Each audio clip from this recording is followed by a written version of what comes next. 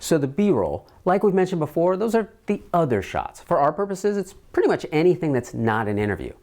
Now, we talked before about filming B-roll and using it in the beginning of your video, and in the hit film videos, we looked at adding it to a second track in the editing program. But now, we want to look at how to actually use it effectively in your edit.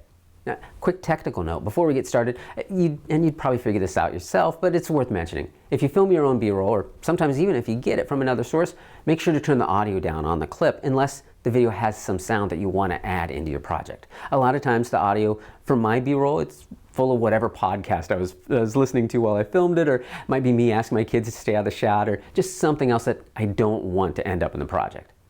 So, two purposes of B-roll are: one, to add images to your project that enhance the story, like showing a kid playing with a blanket while the interview talks about a kid using the blanket for support. But the other purpose is to cover up your jump cuts. You don't need to cover up all the jump cuts, but I like to cover as many as I can if the piece flows well with that B-roll. So what jump cuts do you want to cover? Well, again, many if you can, but especially the ones that just seem unnatural to the flow of the sentence, where it really feels like what's being said is it's being manipulated by the editing. My goal is never to change the intent of what anyone's saying, but I'm often editing up what they say to make it more efficient or just more clear, and sometimes that'll make the edits look obvious. Let's look back at the example of jump cuts that we talked about in an earlier lesson and talk about what we make sure to cover there with the B-roll. They're the ones that have the investigative authority over these cases. The CAC is more of a tool for all of these partner agencies to use to be a one-stop shop, to really be that collaborative facility. Our job is truly to do what's in the best interest of the children in these cases. In the finished video, I covered up almost everything that she said, but the first things I wanted to make sure that got hidden were when they hit in the middle of a sentence. There's a moment where she says, for all of these, edit partner agencies. And there's another place with two, they're not so awkward edits, but they're really close together. So again, it feels a little manipulated there too, because you can see those two edits in a row. It's to be that one-stop shop, edit, to really be that collaborative facility, edit. Our job is to truly do what's in the best interest of the child. Now, with those moments in mind, take a look back at the video. They're the ones that have the investigative authority over these cases. The CAC is more of a tool for all of these partner agencies to use to be a one-stop shop, to really be that collaborative facility.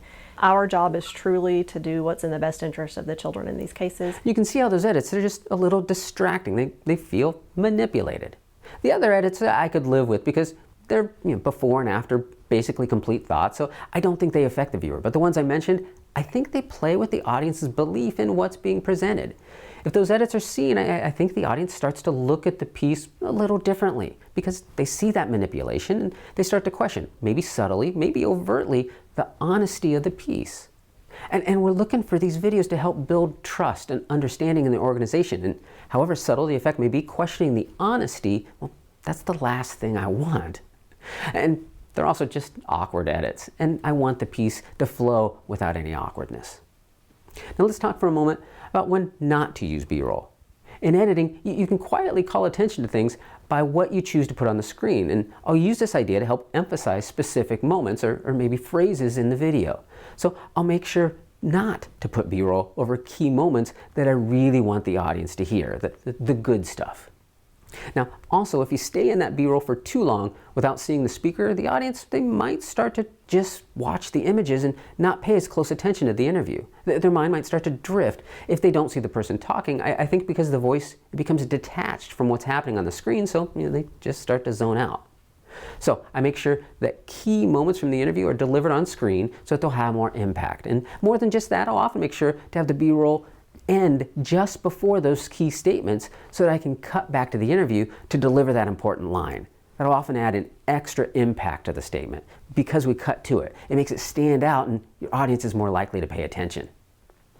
And these are two of the less obvious uses of B-roll, covering up the edits and helping emphasize things in the interview. Of course, like I mentioned at the beginning of this, the main use of B-roll is just to make your interviews come alive, but by seeing what they're talking about while they say it. So when the interview says, I was scared to go inside, well, you might want to put some B-roll of whatever it is they were scared to go into, especially if you can shoot the shot maybe with long shadows, make it look a little scary and help us feel what they're really saying. Or, if they say I danced my heart out, that would be great to see them actually dancing their heart out, right? Hopefully most of this is pretty straightforward. And we'll look at some more examples in the next lesson on actually choosing the best B-roll for your project.